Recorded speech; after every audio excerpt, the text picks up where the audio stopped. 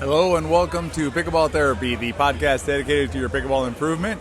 Coming to you this week directly from the U.S. Open in Naples, Florida. The sound will be a little different than you're used to. There'll be no music at the beginning and the end because we are on location.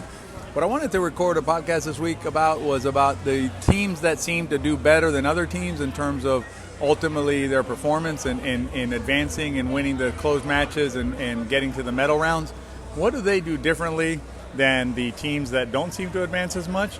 And the answer is nothing special. And I'm going to explain that in this week's podcast. So let's talk about what it is that the really good teams or the teams that seem to consistently advance over and over again, what they're doing that is allowing them to continue to, basically eke out those games, the three, not eke out, but, consistently come out ahead on those 3-game matches, those tight games that are, go 11-9. They tend to get those more than often than not.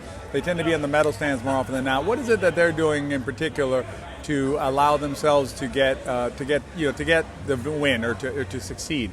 And what I said earlier was nothing special, and I stand by that. Because what those teams do is they do a lot of what they have to do, or everything they have to do, they do it very well.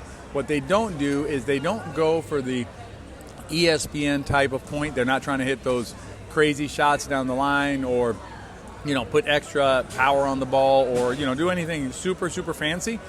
What they do is they hit the shot that makes the most sense. They play pickleball in a way that is logical to the game, that flows well with the game. Usually they're hitting very safe third shots. They're hitting safe dinks. What they're not doing is they're not missing their dinks, but they're also not going for shots that just, at the end of the day, if they hit it, you'd be like, wow, that's a great shot. You don't say that often with those teams because they just don't go for those shots. When they end up in a rally that you're applauding for a really good team, say like Ben Johns and Simone Jardine, usually what it is it's like one of those rallies that just kind of develop that way, and they just basically end up, fighting through the tough rally and winning it, right? But they don't go into the rally trying to hit, a crazy drive over here, or hit the sick angle or anything like that. Usually it's only when the situation lends itself or sort of falls in their lap that they do that. A good example is the around the post. When you look at Simone or Ben hitting around the post, they're hitting the around the post shot because the around the post shot is perfectly set up for them. In other words, it's the obvious shot. They're not hitting around the post shots when the around the post shot doesn't make sense. When the margin is really small, the angle's not quite there, and they're trying to push or press and hit that around the post shot. They don't do that. What you'll see them do instead, if they don't have it around the post shot, is they'll just dump it back into the non-volley zone on the other side, and live to hit another ball, live to play longer. What they're looking for is they're looking to apply pressure, continue to apply pressure until they get the clean put away that they're looking for, the type of put away that just doesn't require a lot of thought and doesn't require doesn't require a lot of margin of error in order to execute it successfully and win the rally. So what they're doing is they're playing basically, which you can think about it as being high percentage pickleball. They play high percentage pickleball where they basically work the rally.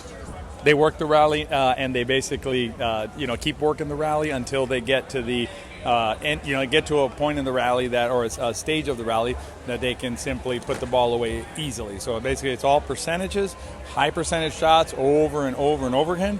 If you want to be successful playing pickleball, you can learn that from the best players in the game. What you can learn from the best players in the game is to hit high percentage shots, play high percentage pickleball.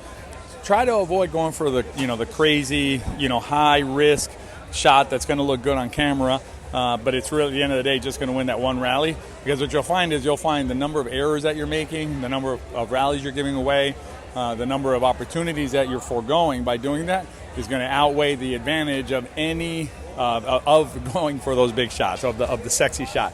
Play high percentages. That's what the pros do. That's what the players who are on the medal stands, the players who are advancing in tournaments, are players who are doing nothing special, but doing everything to play pickleball properly over and over and over again. Hope you enjoyed the podcast. A little different format this week, being on site, but I wanted to make sure to get this to y'all while it was fresh in the mind. If you enjoyed the podcast, please share it with your friends. If you enjoyed it, they probably will too. Next week we'll be back with a regular podcast in the regular studio. Until then, be well and enjoy the game. Be safe out there.